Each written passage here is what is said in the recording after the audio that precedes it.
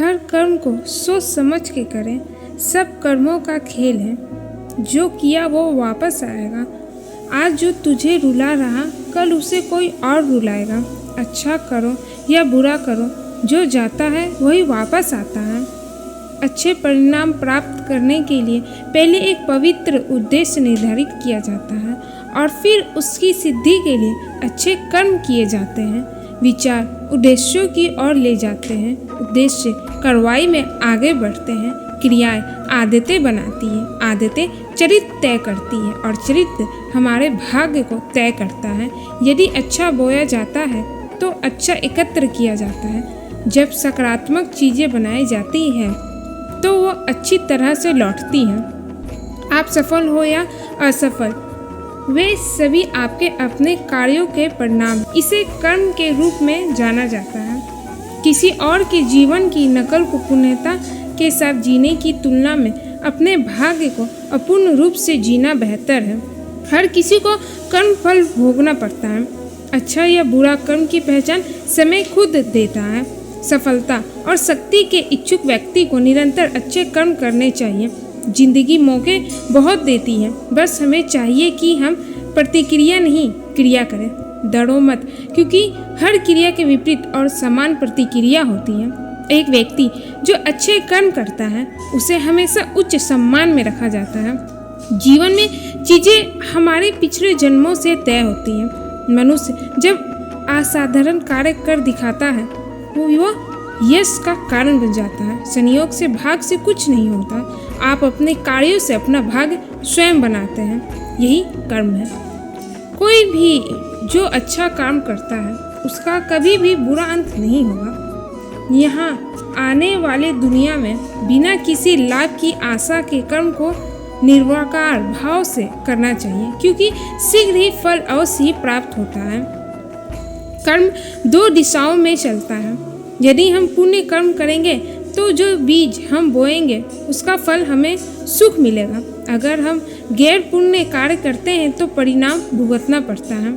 हम जैसी फसल बोते हैं वैसी ही काटते भी हैं। ऐसा है कर्म का क्षेत्र। कर्म दो दिशाओं में चलता है। यदि हम पुण्य कर्म करेंगे तो जो बीज हम बोएंगे उसका फल हमें सुख देगा। अगर हम बुरे कार्य करेंगे तो हमें परिणाम भुगतना पड़ता है।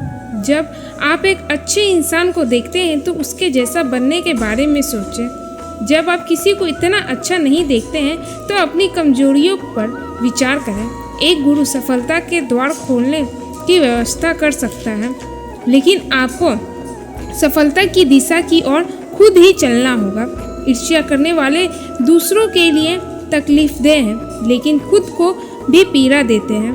यदि आप दुनिया को एक अच्छी चीज़ें देते हैं तो समय के साथ आपके कर्म अच्छे होंगे और आपको अच्छा परिणाम मिलेगा। जो व्यक्ति मूल रूप से स्वभाव से दुष्ट है वो हमेशा पुण्य कर्मों से विमुख रहेगा। वो हमेशा बुरे कर्मों में लगा रहता है। कर्म का एक प्राकृतिक नियम है कि प्रतिशोधी लोग जो दूसरों को चोट पहुंचाने के लिए अपने रास्ते से हट जाते हैं अंत में टूटकर अकेले हो जाएंगे। हमेशा कर्म में विश्वास रखें, अपना सर्वश्रेष्ठ दें, दृढ़ विश्वास के साथ स्वयं के स्वामी बने, अपनी किस्मत खुद तय करें। कर्म का समय होता है, आपको हमेशा नज़र रखनी होगी। कर्म क्षमाशील है और हमेशा प्रतिफल मिलता है। गुरुत्वाकर्षण की तरह कर्म इतना बुनियादी है कि हम अक्सर इसे नोटिस भी नहीं करते हैं। भगवान पर विश्वास बिल्कुल उस बच्चे की तरह करो जिसको आप हवा में उछालो तो वो हंसता है, डरता नहीं है, क्योंकि वो जानता है कि आप उसे गिरने नहीं देंगे। जिस तरह पतझड़ के बिना पेड़ पर नए पत्ते नहीं आते, ठीक उसी तरह कठिनाई और संघर्ष के बिना अच्छे दिन भी नहीं आते। परेशानी से जो अनुभव और सीख मिलती है वो सीख दुनिया का कोई भी स्कूल नहीं दे सकता। अच्छाई के पीछे कोई नहीं जाता, बुराई के पीछे सभी जाते हैं। शराब बेचने वाला कहीं नहीं जाता, दूध बेचने वाले को गली गली घूमना पड़ता है। वृद्ध अतीत में जीता है इसलिए निराश रहता है, युवा भविष्य में जीता है इसलिए निराश रहता है। परंतु एक बच्चा वर्तमान में जीता है, इसलिए सदैव खुश रहता है। जिंदगी में हमेशा ऐसे लोगों को पसंद करो जिनका दिल चेहरे से ज़्यादा खूबसूरत हो। किसी का सरल स्वभाव उसकी कमजोरी नहीं होती, बल्कि उसके माता पिता के द्वारा दिए हुए संस्कार होते हैं। जब भी तुम्हें लगे कि सब कुछ खत्म हो गया, अब कोई भी ऑप्शन नहीं बचा, तो याद रखना कि यह वही पल है जहां तुम्हारी जिंदगी एक नया मोड़ लेने वाली है। परमात्मा सभी को एक ही मिट्टी से बनाता है, बस फर्क इतना है कि कोई बाहर से खूबसूरत होता है तो कोई भीतर से।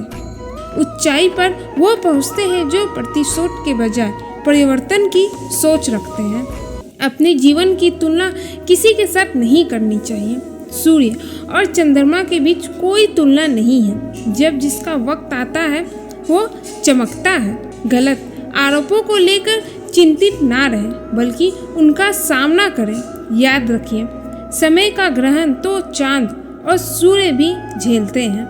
अगर तुम्हारी कोई कद्र करता है तो ये उसकी अच्छाई है। अगर तुम किसी की कद्र करते हैं तो ये तुम्हारी अच्छाई है।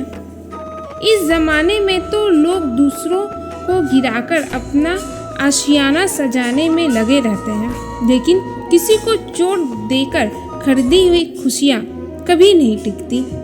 किस वक्त किसका वक्त बदल जाए कोई नहीं जानता। वक्त के आगे किसी का नहीं चलता। नियति क्या रंग दिखाएगी हम नहीं जानते।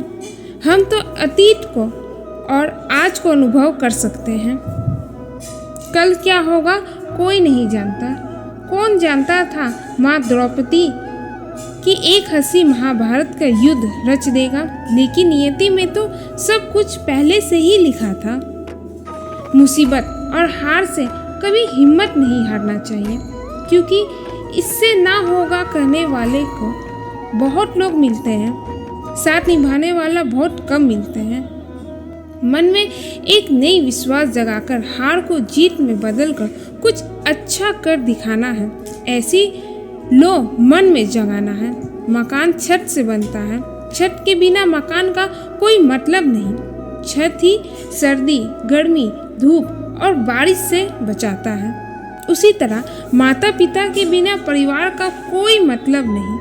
माता पिता का होना ऐसा होता है जैसे सर पे छत का होना। माता पिता उस छत की तरह बच्चों को हर मुसीबत और समस्या से बचाते हैं, हर मुश्किल से निकलने का रास्ता दिखाते हैं और सर पर हाथ रखकर हौसला बढ़ाते हैं।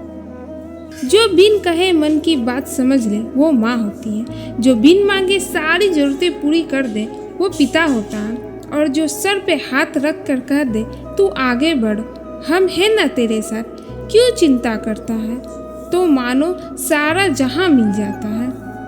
मिलते हैं फिर किसी ऐसी ही नई वीडियो में। धन्यवाद।